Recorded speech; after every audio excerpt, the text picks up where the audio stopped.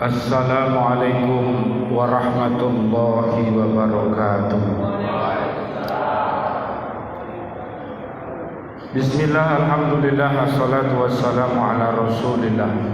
Asyhadu an la ilaha illallah wahdahu la syarikalah, wa asyhadu anna Muhammadan abduhu wa rasuluh. Allahumma salli wa sallim wa barik ala sayyidina Muhammad wa ala alihi wa ashabihi ajma'in, walhamdulillahi rabbil alamin. Qala Allah ta'ala fi kitabihil karim, a'udzu billahi minasy syaithanir rajim.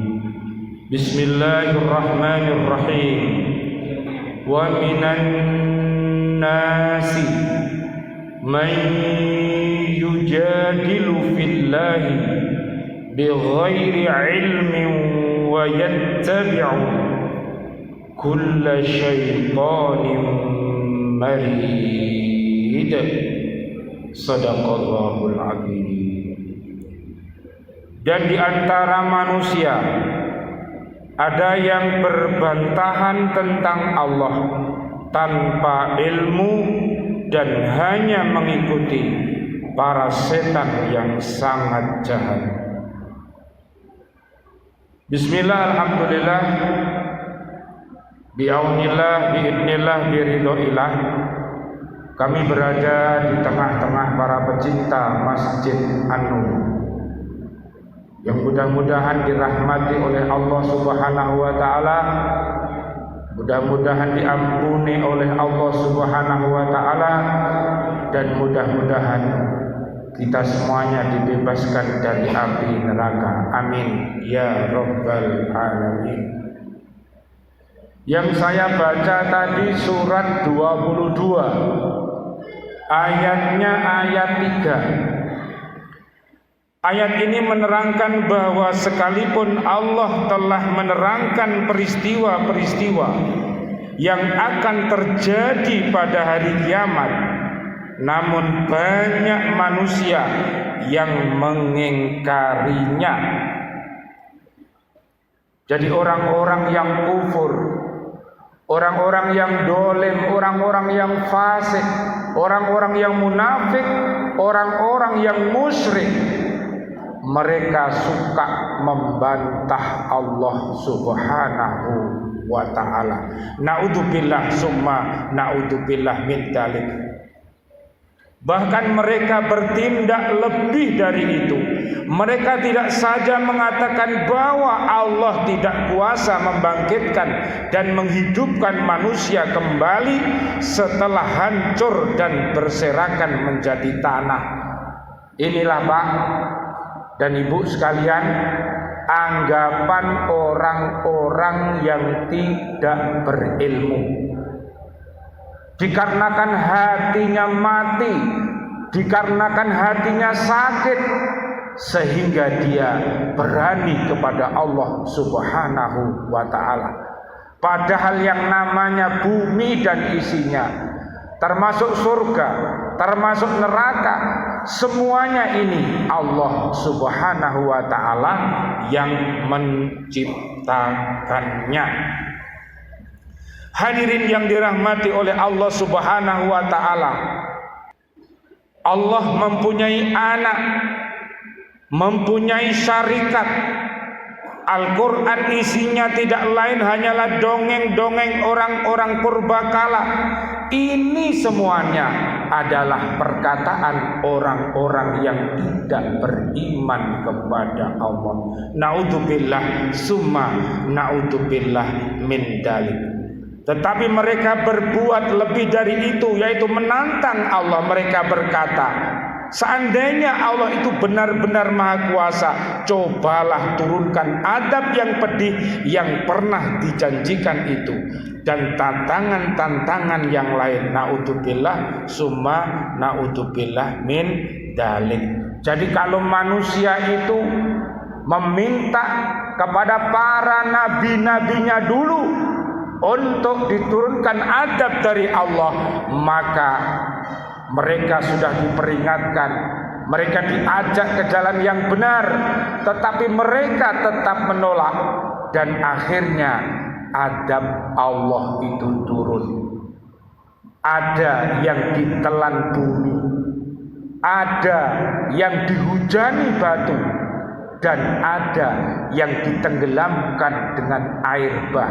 Na'udzubillah summa na'udzubillah min dzalik.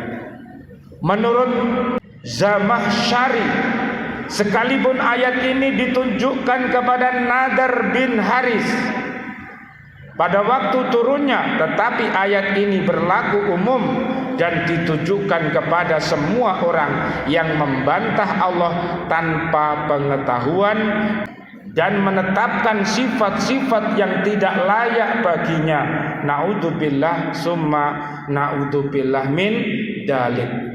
Allah mencela orang-orang yang berdebat tentang Allah, mengingkari keesaan dan kekuasaannya tanpa dasar pengetahuan yang benar dan bukti yang kuat. Jika mereka hendak mengemukakan sesuatu tentang Allah, hendaknya mereka menggunakan dalil dan bukti-bukti yang kuat.